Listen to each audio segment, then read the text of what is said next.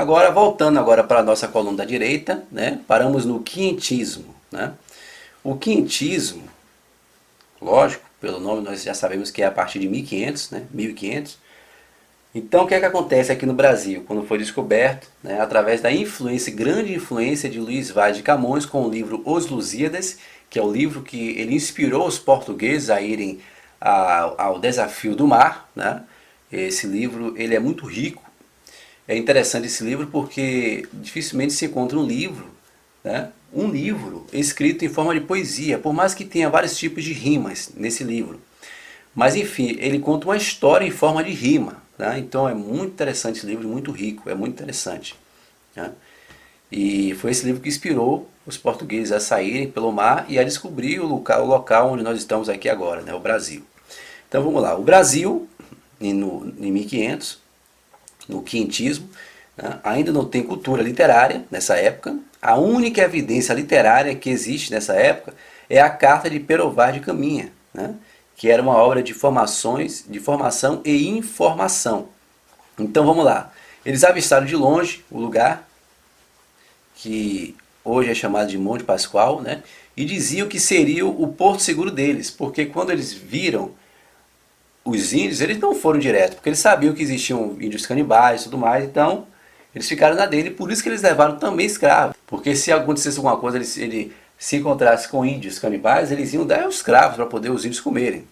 Então eles avistaram e disseram que ali é o porto seguro dele, ou seja, eles estavam passando a informação para o pessoal lá, né, de Portugal, né, para dizer como é que estava aqui, ficavam escrevendo cartas, né, informando como é que chegou, né, tem um povo aqui, né, que eram os índios, né, eles se comportam dessa maneira, nós estamos aqui e tal, aquela coisa, então tudo isso. E por isso que ficou chamado como Porto Seguro, né, aqui na Bahia, que eles diziam que era o Porto Seguro deles. Né. Aí no dia seguinte eles desembarcaram em terra firme, e o local onde eles desembarcaram é muito debatido pelos historiadores, né? Mas enfim, ao mesmo tempo acontece a Reforma Católica, né? A Contra-Reforma, um movimento criado pela Igreja Católica em 1545 e que, segundo alguns autores, teria sido uma resposta à Reforma Protestante de 1547, iniciada por Lutero.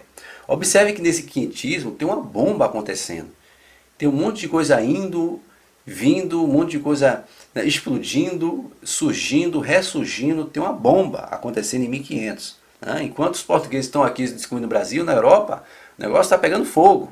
Né? Então vamos lá. Então os dois movimentos que abalaram a igreja, né, impactaram Portugal, né, que é a Reforma e a Contra-Reforma. Então Portugal chegou aqui tendo que optar em ser protestante ou católico. Olha só. Então o protestantismo idealizado por Lutero rachou a igreja católica, que era chamada de clero. A igreja existia para comando, para comandar o povo, para dizer que existem pontos sagrados e profanos. Então, segundo os historiadores, houve derramamento de sangue na Europa entre católicos e protestantes, que não é o foco dessa série. Okay? Esse é um tema que a gente pode abordar especificamente, né? Até porque a gente tira muita lição de tudo isso. Então, diante dessa inconstância, né, Portugal tinha que se colocar de um lado, tinha que se posicionar. E os índios aqui não acreditavam em um Deus apenas, né? Havia aqui o politeísmo, né? E antropocentrismo. Né? E os portugueses perceberam que aqui seria uma terra fértil.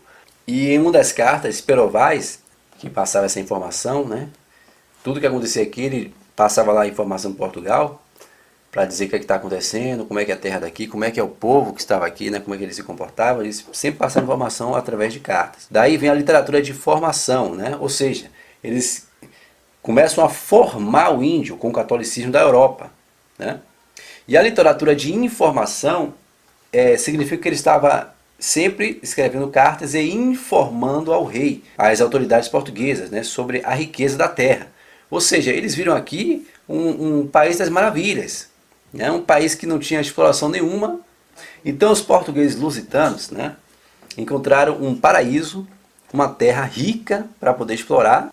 Então os valores da Europa não interessavam aos índios. Houve também uma falta de comunicação entre os portugueses, lusitanos e os índios. Então, porque não se entendia nada do que eles falavam. Então, por isso que eles trouxeram o padre Antônio Vieira e também Anchieta, para poder entender, né, e fazer contato entre os portugueses e os índios.